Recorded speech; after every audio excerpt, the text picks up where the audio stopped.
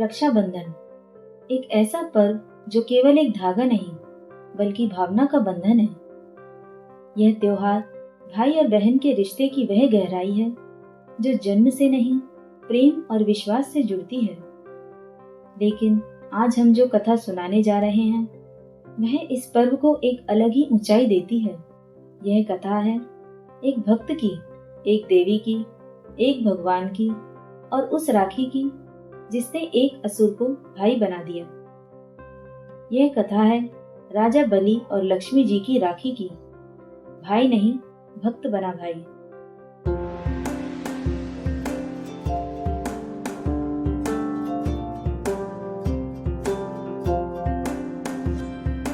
बहुत समय पहले प्रहलाद के वंश में एक महान असुर राजा हुआ करता था।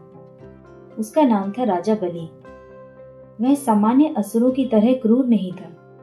वह था धर्मप्रिय, सत्यवादी और महान दानी। उसकी भक्ति इतनी प्रबल थी कि देवताओं तक को उसने चुनौती दे डाली। उसने घोर तपस्या की और ब्रह्मा जी से वरदान प्राप्त कर लिया।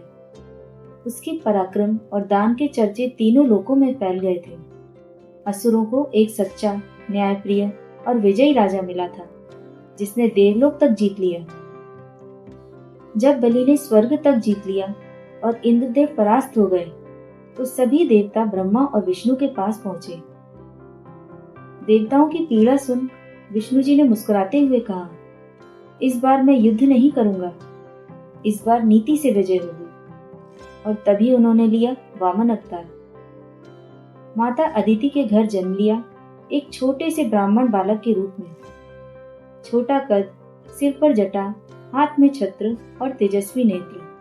वह थे भगवान विष्णु, एक याचक बनकर। बलि अपने अश्वमेघ यज्ञ के अंतिम चरण में था। चारों तरफ ब्राह्मण, यज्ञ कुंड, मंत्रोच्चार और दान की वर्षा हो रही थी। तभी वहां पहुंचे वामन देव। बलि ने उन्हें देखा और आदर सहित आसन दिया। बोला, वत्स, मैं जो भी दान दे सकता हूँ मांगो। वामन मुस्कुराए और बोले, मुझे 3 पग भूमि चाहिए। बलि हंस पड़ा और बोला, बस इतनी सी बात। लेकिन उसके गुरु शुक्राचार्य ने चेताया, यह कोई साधारण ब्राह्मण नहीं, यह स्वयं विष्णु है। बलि ने जवाब दिया, यदि भगवान स्वयं मुझसे दान लेने आए हैं तो इससे बड़ा सौभाग्य क्या होगा।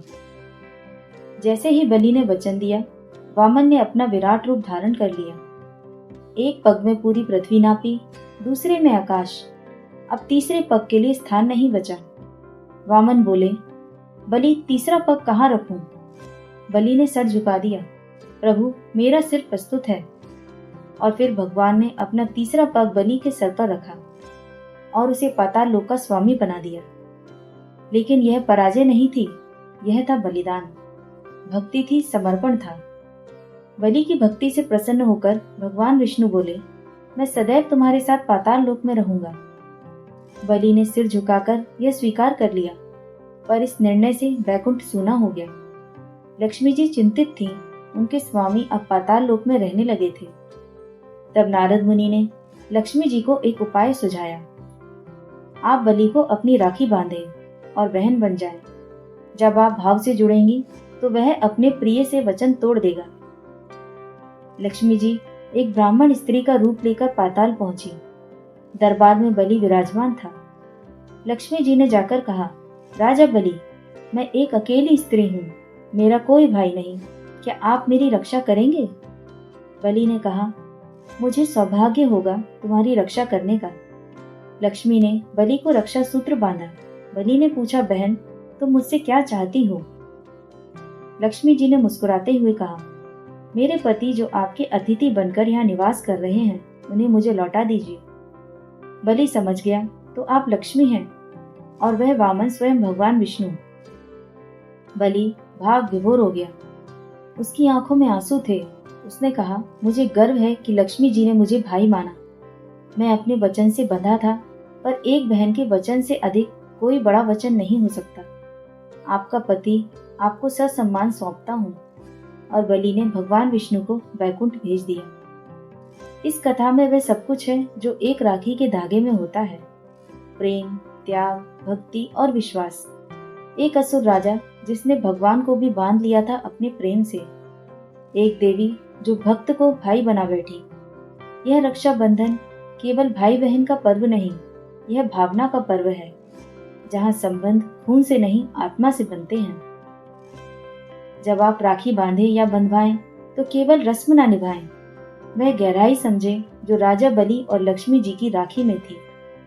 उस रक्षा सूत्र में देवी का आशीर्वाद था, भक्त का वचन था और भगवान का समर्पण।